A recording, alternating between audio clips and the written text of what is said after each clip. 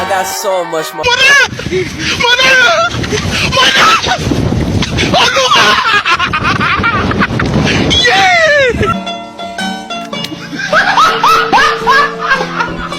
Are you ready, kids? Aye, aye, Captain! I can't hear you. Aye, aye, Captain! Oh!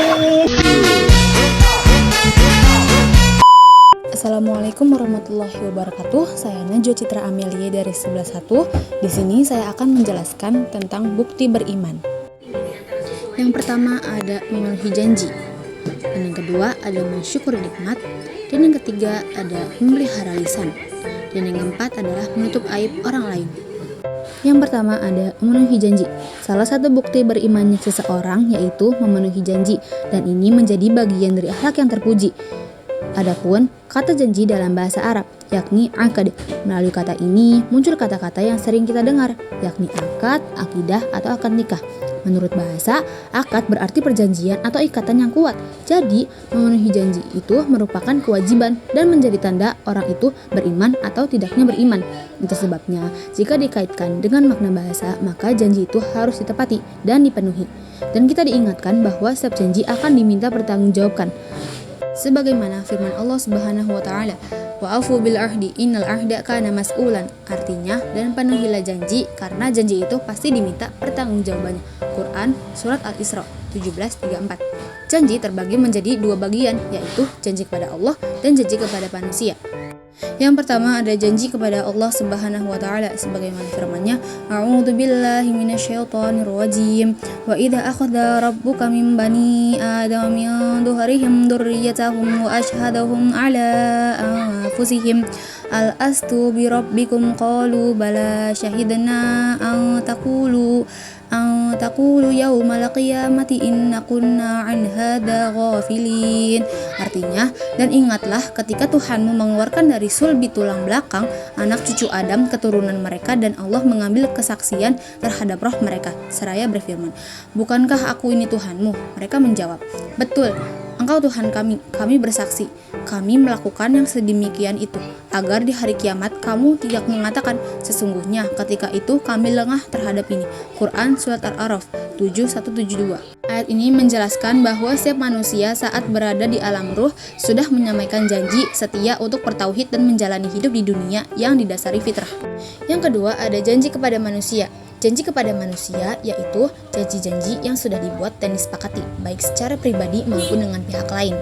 Melalui janji ini, reputasi dan nama baik akan dipertaruhkan. Sekali atau beberapa kali janji tidak ditepati, tanggung sendiri akibatnya. Seperti sabda Rasulullah SAW, setiap syarat ikatan janji yang tidak sesuai dengan kitabullah menjadi batil, meskipun 100 macam syarat. Hadis riwayat Al-Bukhari dan Muslim. Berikut ini manfaat memenuhi janji. Yang pertama, mendapat predikat sebagai mutakin dan menjadi sebab tergapainya sifat mutakin. Yang kedua, menjadi sebab datangnya keberhasilan. Yang ketiga, menghindari pertumpahan darah. Dan yang keempat, dapat menghapus kesalahan. Yang kedua ada mensyukuri nikmat. Ada dua kata dasar yang digunakan, yakni syukur dan nikmat. Syukur menurut bahasa berarti membuka atau menampakkan. Lawan dari kata syukur yaitu kufur, yang berarti menutup dan menyembunyikan. Syukur merupakan bentuk keridhaan atau pengakuan terhadap rahmat Allah dengan setulus hati. Sedangkan nikmat menurut bahasa adalah pemberian anugerah, kebaikan, dan kesenangan yang diberikan manusia, baik berupa rezeki, harta, keluarga, maupun segala kesenangan yang lainnya. Yang pertama ada perwujudan syukur. Syukur harus dilakukan dengan 3 hal, yakni melalui lisan, hati, dan anggota badan. Pribadi yang bersyukur kepada Allah Subhanahu wa taala ditandai dengan pengakuan, kerelaan, dan kepuasan hati atas segala nikmat yang diterima. Dilanjutkan dengan lisan yang selalu mengucapkan syukur. Misalnya, banyak-banyak mengucapkan hamdalah dan kalimat-kalimat pujian yang disampaikan. Quran Surat Ad-Duha 93:11 yang berbunyi, "A'udzubillahi minasyaitonirrajim wa amma bi ni'mati rabbika fahaddits." Artinya, dan terhadap nikmat Tuhanmu hendaklah engkau nyatakan dengan bersyukur. Yang kedua ada keuntungan menjadi orang yang bersyukur, yaitu yang pertama jauh lebih produktif. Maksudnya adalah mengajarkan kita untuk bersyukur agar menjadi pribadi yang lebih berproduktif dalam menghadapi suatu masalah. Menyikapi masalah dengan bersyukur memungkinkan kita untuk tetap fokus pada mencari peluang dan solusi, bukan menghabiskan waktu untuk mengeluh. Yang kedua, ada lebih bahagia dan optimis. Bersyukur itu membawa kebahagiaan dan optimisme. Orang yang bersyukur cenderung lebih bahagia, optimis, dan mampu mencari solusi serta belajar dari setiap peristiwa tertentu. Mereka tidak terjebak dari rasa pesimis yang hanya meratapi kegagalan. Dan yang ketiga, manfaatnya kembali ke diri sendiri. Bersyukur memungkinkan kita untuk kembali menemukan makna sejati dalam diri sendiri. Melalui sikap bersyukur, kita menyadari bahwa rahmat yang dikasih Tuhan itu selalu ada. Dan jika tidak kecukupan di dunia ini, hal ini disebabkan oleh kesalahan manusia sendiri dalam pengelolaan atau ketidakadilan dalam distribusi sumber daya. Yang ketiga ada memelihara lisan. Lidah atau lisan dapat dikatakan sebagai bagian anggota tubuh yang sangat berharga. Lisan merupakan anugerah dari Allah karena memiliki kekuatan yang sangat luar biasa, baik untuk membawa kebaikan ataupun keburukan. Lisan dapat menjadi senjata yang sangat tajam, mampu melukai perasaan orang lain, bahkan memicu konflik dan peperangan.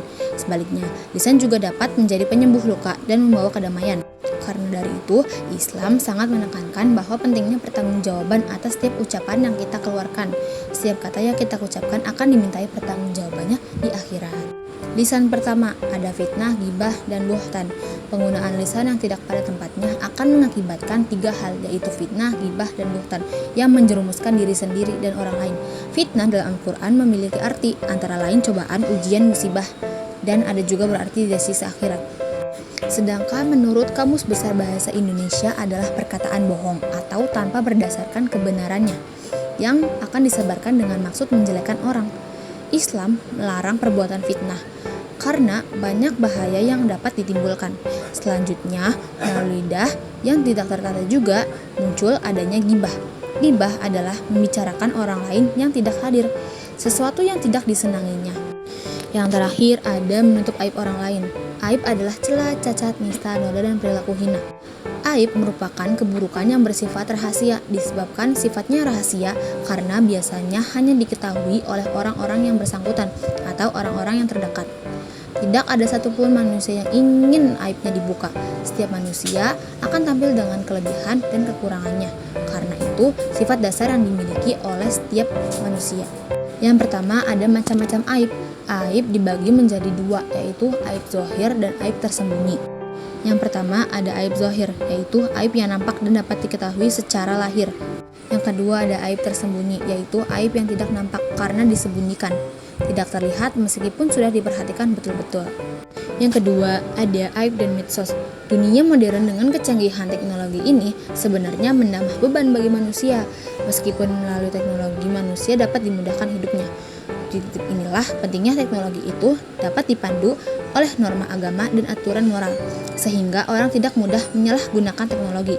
Di antara penyalahgunaan teknologi adalah orang yang begitu mudah menemukan aib orang lain. Yang ketiga ada akibat dari aib. Aib bukan saja membawa mudarat atau bahaya kepada yang bersangkutan, tetapi juga pihak lain termasuk masyarakat luas. Dari kisah Nabi Musa alaihissalam dengan umatnya dapat dijadikan pelajaran. Kisahnya sebagai berikut. Terjadinya kemarau panjang, lalu sang Nabi mengajak umatnya untuk sholat istisqa. Anehnya setelah dilakukan sholat istisqa, ternyata hujannya tidak turun-turun.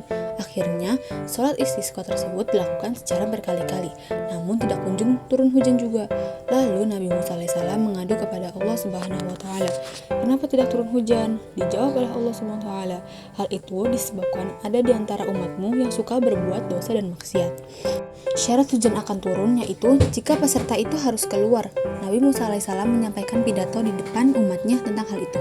Namun jamaah yang merasa dialah orangnya malu jika keluar dari jamaah, takut dipermalukan banyak orang disebabkan aib yang dimiliki. Akhirnya orang tersebut tidak mau keluar, tetapi bertaubat dengan bersungguh-sungguh kepada Allah Subhanahu wa Ta'ala. Lalu diterima taubatnya. Lalu tidak lama kemudian turunlah hujan.